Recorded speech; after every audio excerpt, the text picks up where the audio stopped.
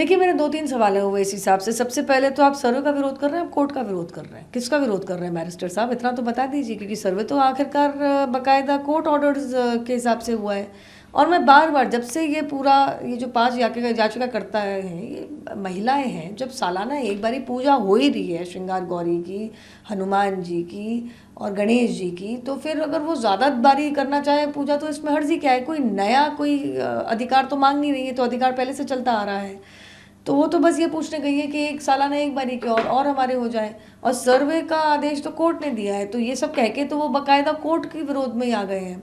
दूसरी बात, देखिए, कहीं पे भी ये प्लेसेस ऑफ वर्शिप एक्ट का दावा देते हैं, उस पूरी की पूरी एक्ट में कहीं ये नहीं लिखा है कि ASI अपना कोई सर्वे नहीं कर सकती। खास करके सेक्शन 4 में तो ये तक लिखा हुआ है कि कोई भी मॉन्यूमेंट, एंशिएंट मॉन्यूमेंट या फिर आर्कियोलॉजिकल साइट की कैटेगरी के अधीन आ जाता है, तो वो तो वैसे ही एग्जेम्प्ट हो जाता है प्लेसेस ऑफ वर्शिप एक्ट से। और सर्वे तो बिल्कुल ही, मतलब सर्वे से क्या लेना देना है प्लेसेस ऑफ वर्शिप एक्ट का? तो सर्वे का हक तो था ही, कोर्ट के हक में ही था कि सर्वे करवाएं, उसको ऐसा आदेश दें। अब उसका भी उनको विरोध करना है। दूसरी बात, इनको भी कहूँगी मैं दोबारा, देखिए, भारतीय संविधान के हिसाब से कोर्ट कचहरी चलती है और उसी संविधान और कानून के हिसाब से कोर्ट कचहरी ने आदेश दिया है। अगर आप उसका विरोध करेंगे तो भारत, आप भूल जाइए आप किसका विरोध और किसके पक्ष में खड़े हैं, आप तो सीधा का सीधा देश के कानून के विरोध में खड़े हुए हैं। तीसरी बात, आप कह रहे हैं कि हमारी एक मस्जिद छीन ली, आप क्यों भावनाएं भड़काने की कोशिश कर रहे हैं? वो वाला निर्णय भी आदरणीय सर्वोच्च न्यायालय ने, भारत के सर्वोच्च न्यायालय ने निर्णय लिया था राम जन्मभूमि का, और उसमें भी मैं आपसे पूछना चाहूँगी, आप कुरान का हवाला तो देते हैं, लेकिन कुरान क्या ये नहीं कहता कि जिस ज़मीन के ऊपर झगड़ा हो या फिर डिस्प्यूटेड लैंड हो, वहाँ पे नमाज नहीं अदा करनी चाहिए? तो झगड़े और मसले वाली बात को आप बढ़ाने की बात क्यों करते हैं? ऐसे तो इसकी तह तक जाना चाहिए ना, कि मतलब कि झगड़ा मसला किसने शुरू किया था?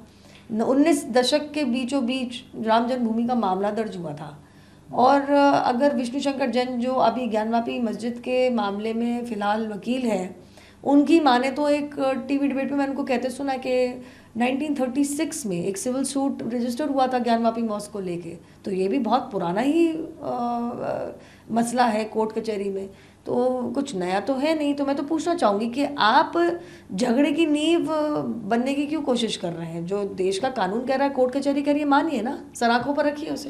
पंडितों की सुरक्षा को लेकर सवाल खड़ा। देखिए, देश की सरकार ने 370-35 को हटाया, पूर्ण कोशिश में है कि इंसाफ मिले हमारे उन कश्मीरी भाई बहनों को जिनके साथ 3 दशक पहले बहुत ही बुरा उन्होंने उन चीज़ों का उन्होंने सामना किया है, उनका हर्षय बहुत बुरा हुआ है, उनको अपने घर में बेघर होना पड़ गया। Arvind Kejriwal is the last person, आखिरी इंसान है अरविंद केजरीवाल जिनको कश्मीरी पंडितों के ऊपर आज मुंह पहुँचने के लिए कुछ कहना का हक भी होना चाहिए, और कहना भी चाहिए। क्यों? जो कश्मीरी पंडितों के नरसंहार को, उनके एग्जोडस को, क्लेंजिंग को, एथनिक क्लेंजिंग को झूठा बता देते हैं। और ऐसे ही नहीं, कहीं बाहर प्रेस और मीडिया बाइट में नहीं, बाकायदा दिल्ली विधानसभा के पटल का गलत गैर इस्तेमाल करते हुए कहते हैं कि झूठ है, झूठी फिल्म है। तो वो आज मुंह पहुंचने की कोशिश ना करें।